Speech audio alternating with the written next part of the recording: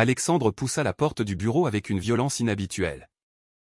Son poing serré autour d'une lettre anonyme qui venait de le frapper comme un coup de poignard. À l'intérieur, ses collègues levèrent les yeux, surpris par ce bruit soudain. Mais ce fut le cri de rage qui suivit qui les figea sur place.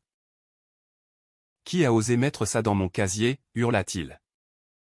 Et en un instant, la pièce entière se transforma en un champ de bataille verbale où les masques tombèrent, révélant des années de moquerie cachées sous des sourires hypocrites.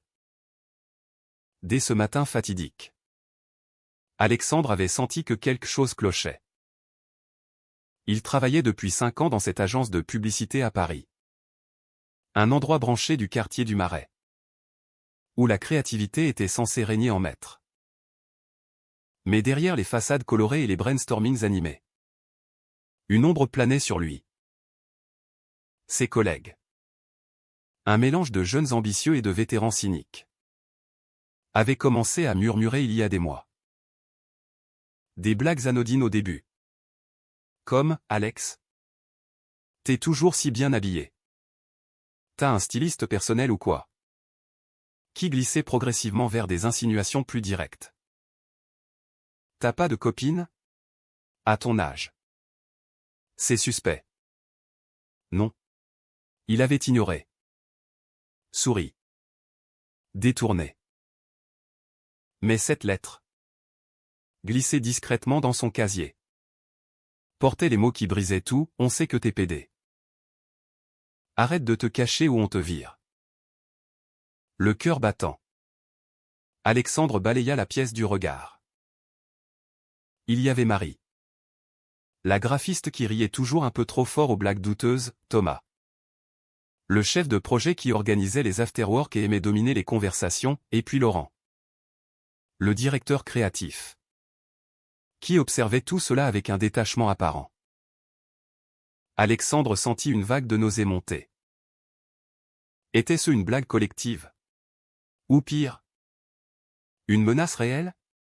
Il froissa la lettre dans sa main, la jeta sur la table commune, et fixa ses collègues.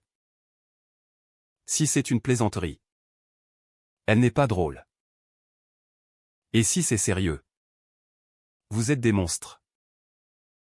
Thomas fut le premier à réagir, avec un ricanement nerveux. Calme-toi, Alex. C'est juste pour rigoler. On t'a vu l'autre soir au bar avec ce type. Vous aviez l'air proche. Alexandre blêmit. L'autre soir, il se rappelait vaguement une sortie après le travail, où il avait croisé Julien, un ancien ami d'université. Et ils avaient discuté tard dans la nuit. Rien de plus. Mais dans l'esprit de ses collègues, cela suffisait à confirmer leurs soupçons. Marie ajouta. Mal à l'aise, on ne veut pas te juger. Mais ici, on est une équipe. Si tu caches des trucs, ça crée des tensions. Alexandre sentit la rage bouillir en lui. Cacher des trucs. Comme si son orientation sexuelle était un secret d'État qui menaçait l'équilibre de l'agence. Il n'avait jamais parlé de sa vie privée au travail. Précisément pour éviter cela. À 28 ans, il vivait seul dans un petit appartement du 11e arrondissement, menant une existence discrète. Ses parents, installés en banlieue, étaient des catholiques pratiquants, fiers de leur fils unique qui avait réussi à Paris. Ils ignoraient tout de ses inclinations. Et il avait toujours veillé à ce que cela reste ainsi. Mais maintenant, ce poison s'infiltrait dans son quotidien professionnel. Il décida de confronter Laurent, espérant un soutien de la hiérarchie. « Vous êtes au courant de ça ?» demanda-t-il en pointant la lettre. Laurent haussa les épaules. Les gens parlent. Alexandre. Dans ce milieu, l'image compte. Si des rumeurs circulent, ça peut affecter les clients. Pense à ton avenir ici. Ces mots le transpercèrent. Au lieu de défendre un employé harcelé, son patron insinuait qu'il était le problème. Alexandre quitta la pièce en claquant la porte, se réfugiant dans les toilettes pour reprendre son souffle. Les larmes montaient. Mais il les ravala. Il ne leur donnerait pas cette satisfaction. De retour à son bureau, il envoya un message à Julien. Ils s'étaient revus par hasard il y a quelques semaines. Et une connexion inattendue s'était nouée. Julien, 32 ans, était architecte. Ouvertement gai. Et vivait sa vie sans excuse. Besoin de parler. Urgent. La réponse fut immédiate, viens chez moi ce soir. Alexandre hésita. Était-ce prudent? Mais il n'avait plus le choix, il avait besoin d'un allié. Le soir venu. Dans l'appartement cosy de Julien près de la Bastille. Alexandre déversa tout. Julien écouta, posant une main apaisante sur son épaule. Tu n'es pas seul, Alex. Mais tu dois décider, te cacher ou affronter. Alexandre secoua la tête. Affronter signifierait tout perdre, son job, sa famille, sa tranquillité. Pourtant, en regardant Julien, il sentit un éclat de espoir. Peut-être que cette crise était le début de quelque chose de vrai. Mais à quel prix? Les jours suivants furent un tourbillon. Au bureau, l'atmosphère devint glaciale. Les collègues évitaient son regard. Mais les chuchotements persistaient. Alexandre se plongeait dans le travail. Mais chaque réunion était une épreuve. Puis, un après-midi, Thomas l'aborda seul à seul. Écoute. On regrette si la lettre t'a blessé. Mais avoue-le. T'es gay. Hein? Ça expliquerait pourquoi t'es si distant. Alexandre sentit une fureur monter. Distant? Parce qu'il ne participait pas à leur ragot hétéronormé? Il répondit calmement, ma vie privée ne te regarde pas. Mais intérieurement, il bouillonnait. Ce soir-là, chez Julien, leur discussion prit une tournure plus intime. Julien raconta son propre coming out. Douloureux mais libérateur. Ma famille m'a rejeté au début. Mais j'ai survécu. Toi, tu peux choisir. Alexandre se rapprocha. Et pour la première fois, il admit ses sentiments. Pas seulement pour Julien, mais pour lui-même. Ils s'embrassèrent doucement. Un geste qui scellait un pacte silencieux. Mais Alexandre savait que ce n'était que le début des tempêtes. Les semaines suivantes, Alexandre naviguait entre deux mondes. Au bureau, il adoptait une façade impassible, ignorant les regards en coin et les blagues voilées. Mais avec Julien, il découvrait une liberté qu'il n'avait jamais connue. Le rendez-vous secret dans des cafés discrets ou des promenades le long de la Seine lui offrait un répit. Pourtant, la pression montait. Un soir, après une journée particulièrement tendue, Alexandre confia à Julien, il me surveille. Si on nous voit ensemble, c'est fini. Julien fronça les sourcils. Et alors? Vivre dans la peur. C'est pas une vie. Alexandre réfléchit longuement. Il pensa à ses parents, qu'il appelait chaque week-end pour des nouvelles. Sa mère, une enseignante à la retraite, rêvait de le voir marié avec des enfants. Son père, un ancien militaire, valorisait la discrétion et la force. Leur dire la vérité? Impensable. Mais le mensonge le rongeait. Un week-end. Il rentra chez eux en banlieue. À Versailles.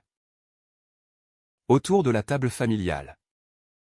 Les conversations tournaient autour de banalités. Puis, sa mère lâcha, tu sais. Le fils des voisins s'est marié. Et toi? Alexandre? Quand vas-tu nous présenter quelqu'un?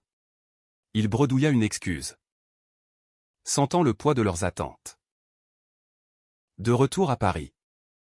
Il confronta Thomas lors d'une pause café. Pourquoi vous m'en voulez autant? Thomas haussa les épaules. C'est pas personnel. Mais dans ce job, on vend des images parfaites.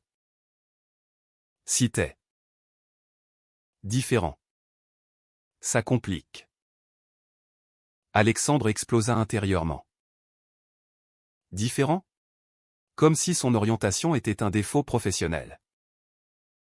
Il décida alors d'en parler à Laurent en privé. Je subis du harcèlement. Vous devez intervenir. Laurent soupira. Prouve-le. Sans preuve concrète.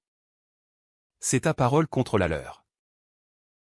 Et franchement, Alexandre, peut-être que si tu étais plus ouvert, ça s'arrêterait. Ces mots le hantèrent. Être ouvert? Dans un environnement hostile? Il se tourna vers Julien pour du soutien.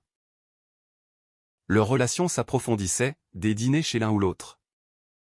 Des discussions tardives sur la vie. L'amour. La société. Julien. Avec son assurance. Le poussait, viens à une soirée avec mes amis. Ils sont tous à Hauten Pro. Alexandre accepta. Nerveux. La soirée. Dans un bar du Marais. Fut une révélation. Des rires. Des histoires partagées. Une communauté accueillante. Pour la première fois. Il se sentit normal. Mais en rentrant, il croisa Marie dans la rue. Elle le vit avec Julien. Main dans la main. Le lendemain. Au bureau. Les regards étaient plus intenses. Puis vint la trahison. Thomas, apprenant pour la soirée, organisa une réunion d'équipe sans Alexandre. Quand il arriva, l'ambiance était électrique. Laurent annonça, on a des plaintes sur ton comportement. Des clients se plaignent de distraction. Alexandre comprit, c'était une mise en scène pour le pousser dehors. Il défendit, c'est à cause des rumeurs sur ma sexualité. N'est-ce pas? Silence. Marie baissa les yeux. Coupable. Thomas sourit, prouve que ce n'est pas vrai. Alors. Blessé. Alexandre quitta l'agence en furie. Chez Julien. Il pleura pour la première fois. Ils me détruisent. Julien le serra. Batte-toi. Porte plainte pour harcèlement. Alexandre hésita. Une plainte signifierait outing public. Affrontement avec la famille. Mais le lendemain, il consulta un avocat spécialisé en droit LGBT. Vous avez un cas solide. Mais ça sera dur. Il décida de procéder. Envoyant une mise en demeure à l'agence. La réponse fut immédiate, suspension temporaire. Pendant cette période, sa relation avec Julien se renforça. Mais des fissures apparurent. Julien voulait plus d'engagement, viens vivre avec moi. Assume-nous. Alexandre, terrifié par les conséquences, reculait. Un appel de sa mère aggrava tout, on a entendu des rumeurs au village. Dis-moi que ce n'est pas vrai. Il n'y a. Mais le mensonge le dévorait. Il confronta Julien, « Je ne suis pas prêt. » Julien. Déçu, alors. Qu'est-ce qu'on fait? La tension culmina lors d'une dispute. Alexandre accusa Julien de le pousser trop vite, Julien répliqua qu'Alexandre vivait dans la peur. Ils se séparèrent en colère. Seul. Alexandre rumina. Était-ce le prix de la vérité? Il décida d'affronter sa famille. Un dîner tendu à Versailles. Maman? Papa. Je suis gai. Le silence fut assourdissant.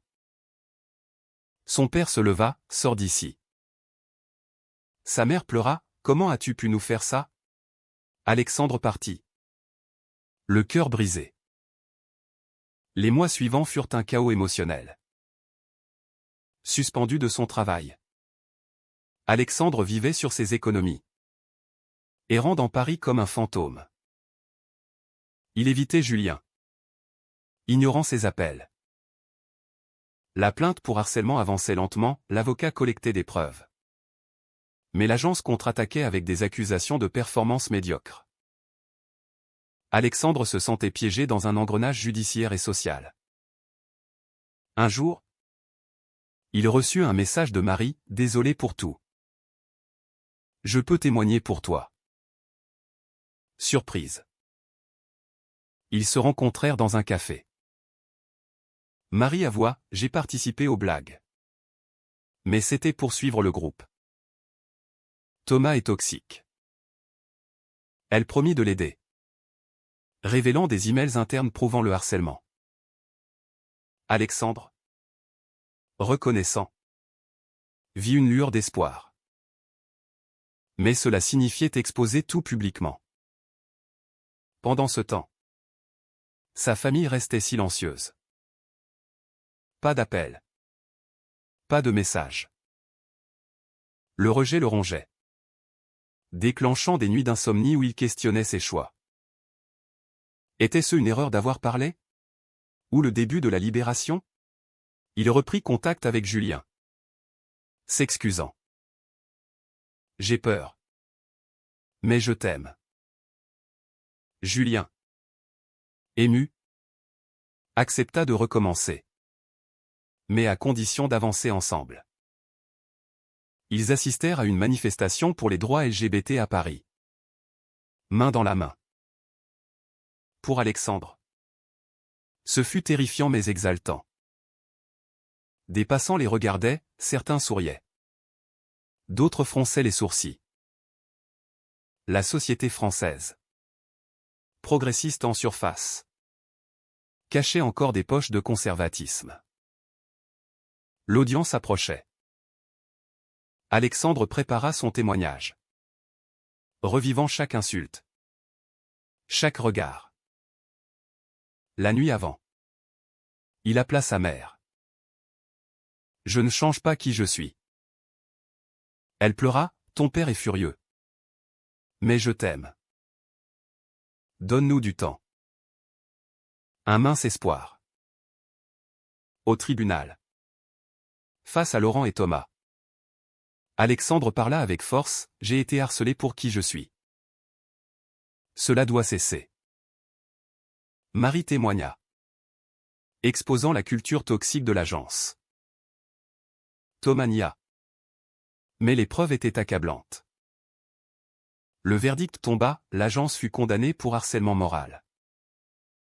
Alexandre reçut des dommages et intérêts. Mais refusa de revenir. Il chercha un nouveau job. Dans un environnement plus inclusif. Julien le soutint. Et leur relation fleurit. Ils emménagèrent ensemble dans un appartement du Marais. Symbole de leur engagement. Mais les cicatrices persistaient. Alexandre luttait avec des doutes, avait-il trahi sa famille pour son bonheur? Un soir, son père appela. Viens dîner. Seul. Alexandre accepta. Nerveux. À table, l'atmosphère était tendue. Son père parla enfin, je ne comprends pas. Mais tu es mon fils. Pas d'acceptation totale. Mais un pas. Sa mère sourit faiblement. Alexandre rentra. Soulagé mais conscient des fragilités. Pourtant. Une nouvelle épreuve surgit. Julien reçut une promotion impliquant un déménagement à Lyon. Viens avec moi. Alexandre hésita. Quitter Paris signifierait s'éloigner de sa famille naissante. Réconciliation. Choisir Julien ou rester? Le dilemme le déchirait. Il confronta Julien, et si je refuse? Julien, alors? Peut-être qu'on n'est pas fait pour ça. Alexandre réfléchit des nuits entières. La société l'avait forcé à choisir entre authenticité et conformité, maintenant. L'amour exigeait un sacrifice. Il opta pour Julien. Emballant ses affaires. Mais au moment du départ. Un appel de sa mère, ton père est malade. Reste. Le monde s'effondra. Alexandre annula le déménagement. Expliquant à Julien, je ne peux pas les abandonner maintenant. Julien. Blessé. Parti seul pour Lyon. Appelle-moi quand tu seras prêt à vivre pour toi. Leur séparation fut déchirante. Un adieu chargé de regrets. Alexandre se consacra à sa famille. Son père, diagnostiqué avec un cancer, avait besoin de soutien. Les visites à l'hôpital devinrent routine. Et lentement, des conversations honnêtes émergèrent. « Pourquoi as-tu attendu si longtemps pour nous dire ?» demanda son père un jour. Alexandre répondit, « Par peur de vous perdre. » Son père hocha la tête, « On t'a perdu en te rejetant. » Cette période de soins força Alexandre à affronter ses démons. Il trouva un nouveau job dans une agence inclusive, où son orientation n'était pas un sujet. Là, il rencontra des collègues solidaires, participant même à des événements Pride. Mais Julien lui manquait. Des messages sporadiques maintenaient un lien fragile. « Comment vas-tu ? » ? « Bien. » »« Et toi ? » ? Pas plus. Le traitement de son père progressait. Et avec lui, l'acceptation familiale. Sa mère organisa un dîner où, pour la première fois, elle posa des questions sur Julien. C'était sérieux? Alexandre hocha la tête. Ému. Oui. Mais j'ai choisi la famille. Elle soupira, parfois. On peut avoir les deux. Ces mots le hantèrent. Avait-il sacrifié l'amour pour le devoir? Des mois plus tard, avec son père en rémission, Alexandre reprit sa vie. Il contacta Julien, « Je viens à Lyon. » Julien accepta un rendez-vous prudent. À la gare, leurs regards se croisèrent, chargés d'émotions. « J'ai appris à équilibrer, » dit Alexandre. Julien sourit, « Moi aussi. » Ils reconstruisirent. Lentement, apprenant des erreurs passées. Alexandre emménagea à Lyon, visitant sa famille régulièrement. La société, avec ses préjugés, n'avait pas changé. Mais lui-ci. Pourtant, des doutes persistaient. Lors d'une soirée avec des amis, un débat surgit sur les coming-out forcés. Alexandre se tut, repensant à son parcours, le harcèlement, la plainte, les sacrifices. Était-ce juste? Avait-il payé trop cher? En fin de compte, la vie continuait, marquée par ses choix. Alexandre et Julien bâtirent un avenir. Mais les cicatrices rappelaient le prix de l'authenticité dans un monde imparfait. Et si le vrai courage n'était pas dans les batailles gagnées, mais dans les pertes acceptées? Est-il juste que la société force les individus à choisir entre leur identité et leur sécurité?